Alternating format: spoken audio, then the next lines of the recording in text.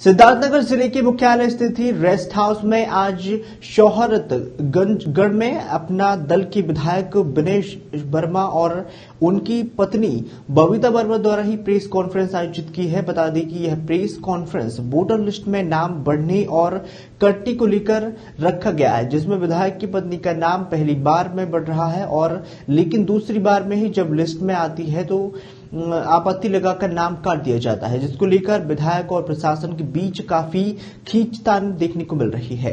वहीं press conference में विधायक ने प्रशासन पर गंभीर आरोप लगाया है और जिलाधिकारी पर गंभीर आरोप लगाते हुए उन्होंने कहा है कि डीएम नहीं सुनते हैं हमारी बात और लगातार हम कह रहे हैं कि हमारी अपेक्षा बढ़नी चाहिए और नगर पंचायत के वार्ड नंबर 6 में पहली बार ही लिस्ट जारी हुई है, जिसमें से उनकी पत्नी का नाम था और लेकिन दूसरी लिस्ट में आई तो आपत्ति लगाकर नाम कटवा दिया गया है। वही इस मामले में विधायक ने कहा है कि उन्होंने एसडीएम को सारे दस्तावेज भी दिए हैं, इसके बाद भी उनकी पत्नी का नाम वोटर लिस्ट में नहीं बढ़ा दिया गया है। और इसके अलावा ही शोहरतगढ़ विधायक ने बढ़नी नगर पंचायत में 600 लोगों के दोहरी नागरिकता की शिकायत डीएम से की है, जिसको लेकर अभी तक कोई कार्रवाई नहीं की गई है।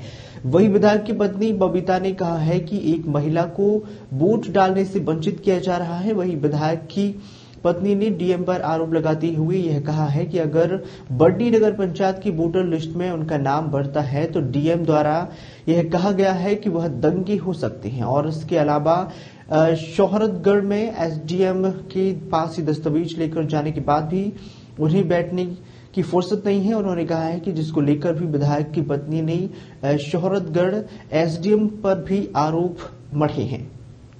28/7/2022 को मैंने स्टैम्प पेपर एग्रीमेंट किया, किराए का मकान लिया। उसमें मैंने ये वार्ड नंबर 6 पश्चिम मंदिर स्थित मकान का खुद भाग रहने के लिए लिया। 1 अगस्त को मैं उक्त मकान में अस्थायी रूप से रहने लगी। दिनांक 1/11/2022 को मैंने नोएडा स्थित अपने आवास से वोटर लिस्ट से नाम काटने का अनुरोध किया, जिसे स्वीकार कर मेरा वोटर लिस्ट से नाम हटाया गया। मैंने बढ़नी स्थित अपने आवास में मतदाता बनने का आवेदन किया, जिसे दिनांक की मतदाता सूची में स्वीकार करते हुए मतदाता सूची में बीएलओ द्वारा जांच कर मतदाता सूची में सम्मिलित किया गया। दिनांक 9/11/2022 को मैंने देखा कि मेरे आवास पर बीएलओ द्वारा मेरे मतदाता बनने पर आपत्ति किया गया। दिनांक 10/11/2022 मेरे अभिभावक श्री एसटी अग्रवाल बाबूजी उप निर्वाचन एवं रजिस्ट्रीकरण अधिकारी शोहरतगढ़ से मिलकर समस्या अधिलेख दिखाए कि उपरोक्त आपत्ति को निरस्त किया जाए। उपरोक्त अभिलेखों को देखने के उपरांत उपाधिकारी और रजिस्ट्रीकरण अधिकारी शोहरतगढ़ ने अपने समक्ष मेरा हस्ताक्षर कराने हेतु एसटी अग्रवाल पूर्व अध्यक्ष नगर पालिका परिषद से कहा कि अग्रवाल द्वारा 1 घंटे का समय मांगा गया। 1 घंटे के उपरांत मैं बढ़नी से शोहरतगढ़ आती हूँ। इस बीच जब मैं वहां पहुंचती हूँ तो कार्यालय पर अधिकारी नहीं होते। अधिकारी से जब बाबूजी ने बात की, एसटी अग्रवाल बाबूजी ने बात की, तो उन्होंने कहा कि अभी मैं यहाँ नहीं हूँ, मैं मीटिंग में बैठा हूँ, आप सुबह आइए। मैं वहां से वापस चली गई। सुबह 11 अगले दिन 11/11/2022 को मैं फिर वहां जाती हूँ साइन करने के लिए। मैंने वहां साइन किया। साइन करने से पूर्व आपको बता दूं, साइन करने से पूर्व उन्होंने पूरे पढ़ा, सारा जांच पड़ताल की, मैंने साइन किया। और आपको ये भी बताना चाहती हूँ, साइन करने के बाद उन्होंने एक बार भी नहीं मुझसे पूछा कि आप बैठिए, मुझे चेयर तक नहीं दी है। जब इस बारे में जब मैं वहां से साइन करके निकली, मुझे कोई कुर्सी तक नहीं पूछी, मैं साइन करके निकल गई वहां से।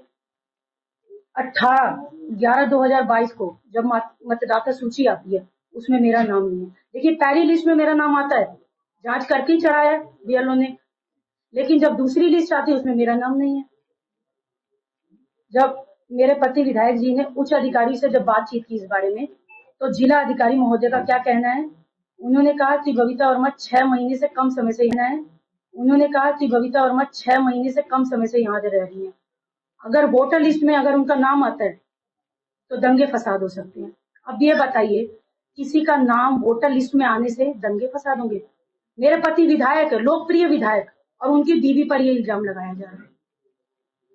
निर्वाचक जो निकाय चुनाव की जिसकी बात आप कर रहे हैं, वोटर जो लिस्ट है उसमें हाँ नाम नहीं निकाय चुनाव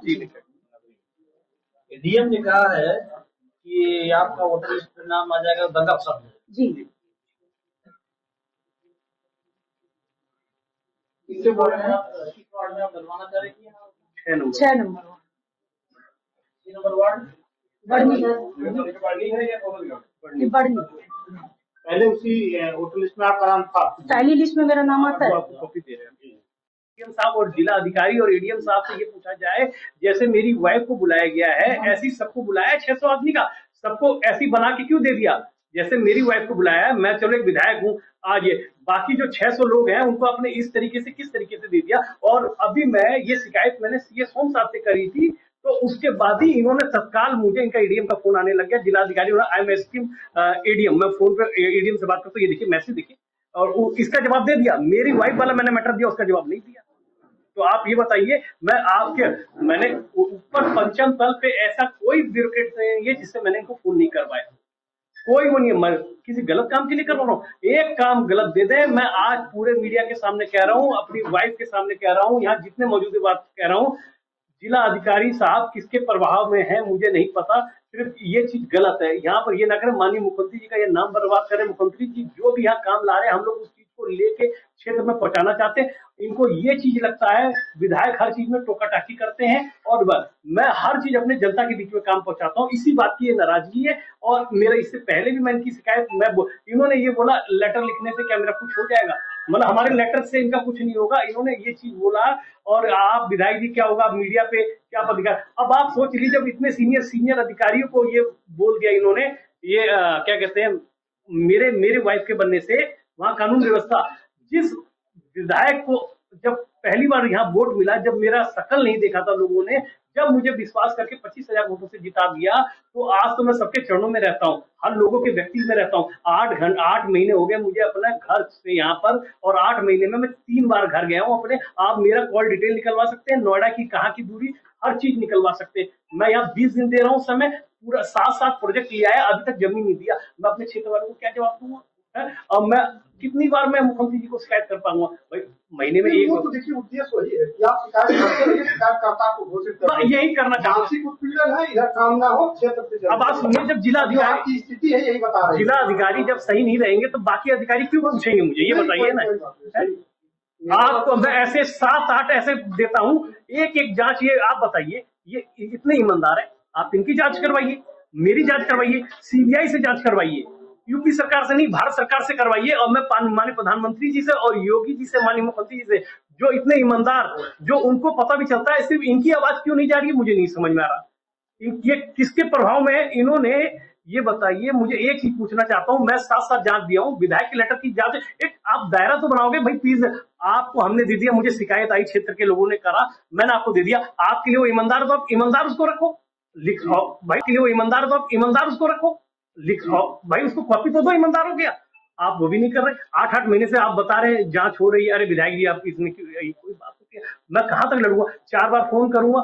एक मैं भी विधायक के साथ, एक मैं आदमी भी ऐसा भी हूं, जो एक लोग, हम लोग जनता से जुड़े व्यक्ति, ऐसे व्यक्ति हैं, कल हम अपनी बात कहेंगे और 4 बार नहीं सुनाएंगे तो कोई, कल मेरे ही दरवाजे पे एक व्यक्ति 5 बार आएगा तो बोले विधायक जी आप क्या अभी तक कुछ हुआ नहीं, तो मैं किससे कहूँ भाई साहब?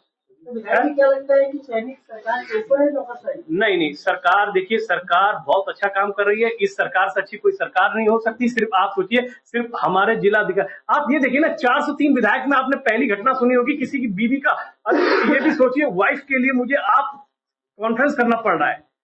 मैं अगर एक जनप्रतिनिधि को कॉन्फ्रेंस करना पड़ रहा है अपनी पत्नी को लेकर, जो कि शहरी सरकार का हिस्सा होता है, अगर नौकर साहब उसके ऊपर है तो फिर आम पब्लिक का क्या होगा? ये तो अब मैं क्या बोलूं, देखिए मैं कुछ नहीं कह सकता, सिर्फ मैं इस चीज के लिए मुझे बड़ा दुख लग रहा है, और मैं इस चीज से मुझे बड़ा, देखिए मुझे इससे, देखिए मैं तो आपको कह रहा हूँ ये चीज, जैसी चर्चा ये भी हो रही है कि क्या आप इस मकान में रहते हैं, उसका एग्रीमेंट वगैरह किया, इस तरह की हाँ, ये आपने बहुत ये थोड़ा सा समझिए, आपकी क्या मकान मालिक को डरा धमका किस तरह की बातें ये भी चर्चा हो रही है, तो ये क्या है बहुत आज सुनिए, धमकाने का काम किसने करा है? आज बीएलओ इतना ताकतवर हो गया, जो एक इनके बेटे को, मकान मालिक के बेटे को धमकाया गया, बीएलओ जाके धमकाए गए। और आप सोचिए, इतना ताकत में जब एक बीएलओ हो सकता है जब जिला अधिकारी ताकत देता होगा, वरना किसी बीएलओ 600 क्या नाम था?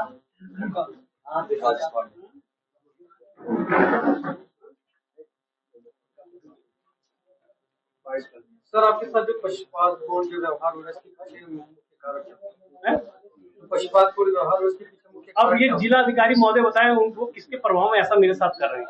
और आप मेरे वहां पर कम से कम आज की डेट में इतने एप्लीकेशन गए, मैं आपको सारी कॉपी दे दे रहा हूँ। उनसे पूछिए आज तक इस विधायक जी ने जो दिया है, आप ये पूछ लीजिए विधायक ने कप्तान, डीएम, कमिश्नर, किसी को भी कॉल डिटेल निकलवा लीजिए। मैं किसी भी थाने के एसओ को फोन करता हूँ, मेरी कॉल डिटेल निकलवा लीजिए आप। मेरा कोई भी, इन लोगों ने तो आप सोचिए, मैं हर काम एसएसपी और डीएम को बस अपने लेटर पैड पर अपने क्षेत्र के लोगों को लिख के देता हूँ, और ऐसा चीज आ जाता होगा जब मैं क्षेत्र के एसओ को फोन करता हूँ, तहसीलदार को करता हूँ।